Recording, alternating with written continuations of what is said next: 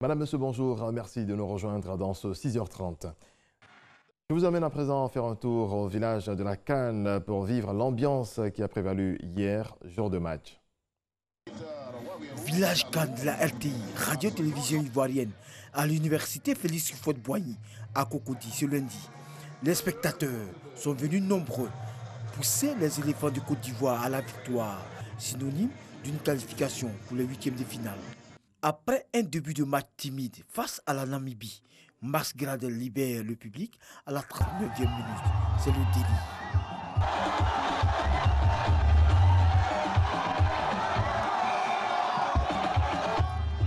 On avait beaucoup de stress, beaucoup de frayeur, mais là on a libéré.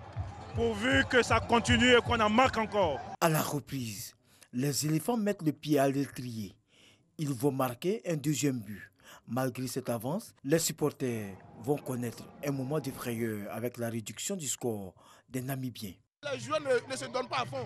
Voilà, ils doivent se donner parce que si on veut continuer comme ça, on n'ira pas loin. Les éléphants maintiennent la pression sur leurs adversaires et ajoutent 2 autres buts. Étudiants et personnalités ont du mal à contenir leur choix. En tout cas, c'est une grande victoire ce soir. Une grande victoire. Le moment manque. On est en joie. Beaucoup de bonheur dans la douleur, mais c'est ça les éléphants, c'est ça la Côte d'Ivoire, se sortir des situations les plus difficiles, faire vivre des émotions telles qu'on en réclame dans le sport. On est en route pour le deuxième tour et on doit rapporter cette coupe-là pour le plaisir aux Ivoiriens. C'est ce type d'éléphant que nous souhaitons avoir à chaque match, à chaque championnat. Vive les éléphants. Nous allons les pousser plus loin et nous ferons en sorte qu'ils gagnent les huitièmes de finale. Et nous serons avec eux pour gagner les quarts de finale. Et nous serons avec eux pour gagner les demi-finales. Et nous serons avec eux pour les accueillir à l'aéroport Félix Houphouët-Boigny. Cette folle ambiance a été également marquée par le passage de plusieurs artistes ivoiriens. C'est un reportage de Issa Yeo. La Côte d'Ivoire abrite la 45e session de l'Assemblée parlementaire de la francophonie APF. À ce propos, le président de l'Assemblée nationale, Amadou Soumaoro, visite les sites d'accueil. On fait le point avec Moussa Konaté. Du 5 au 9 juillet, Abidjan va abriter la 45e session de l'Assemblée parlementaire de la francophonie. Pour cette rencontre internationale, rien ne doit échapper à l'organisation. Le président de l'Assemblée nationale visite les sites d'accueil à l'aéroport Félix Houphouët-Boigny, les différentes salles pour les travaux et l'endroit prévu pour le dîner offert aux invités. Amadou Soumaoro rassure, tout est mis en œuvre pour la bonne tenue de ce rendez-vous des parlementaires du monde francophone. Je me suis rendu compte à l'aéroport que toutes les conditions sécuritaires et d'organisation protocolaires sont mises en place.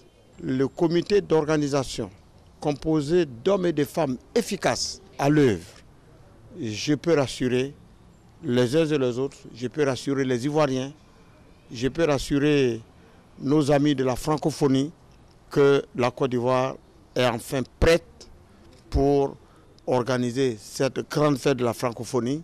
Sont attendus à cette 45e session de l'Assemblée parlementaire de la francophonie plus de 400 personnes issues de 83 pays.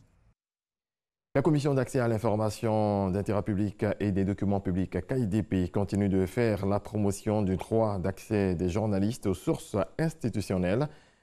Un séminaire de formation à l'attention d'une vingtaine de journalistes s'est tenu à Grand Bassam. Les participants ont été aussi formés aux techniques de journalisme d'investigation. On reste dans le domaine de la formation. La direction du budget et du portefeuille de l'État a initié une formation à l'endroit des dirigeants d'entreprises à Abidjan. Il s'agit de permettre à ces derniers de s'approprier les nouveaux outils mis en place pour assurer une bonne communication financière. En d'autres termes, bien renseigner les documents comptables et financiers en vue de les transmettre à la direction générale du budget pour des prévisions. Sur le continent africain, au Niger, une attaque d'envergure a visé hier un camp de l'armée nigérienne dans la zone d'Inates, dans l'ouest du pays, près de la frontière avec le Mali. L'attaque a été menée à l'aide de véhicules kamikazes. On part à Hong Kong. Des dizaines de milliers de personnes sont descendues dans la rue à l'occasion de l'anniversaire de la rétrocession de l'ancienne colonie britannique avec pour mot d'ordre de défendre la démocratie et le statut de la région administrative spéciale. Dans l'après-midi, des manifestants ont réussi à pénétrer dans le Parlement. Et puis on termine avec cette information. Pendant tout le mois de juillet, la région de Morvan, en Bourgogne, en France, accueille un festival itinérant de cinéma plutôt insolite. Les festivaliers devront pédaler sur un drôle de vélo immobile appelé le ciné-cyclo, faute de quoi le film ne sera pas projeté. Le ciné-cyclo est relié à une dynamo qui fournit de l'électricité nécessaire aux enceintes et aux vidéoprojecteurs. Il faudra donc faire du sport avant de voir son film. Merci à toutes et à tous de votre attention. C'est la fin de ce point de l'actualité. On se retrouve demain, même heure.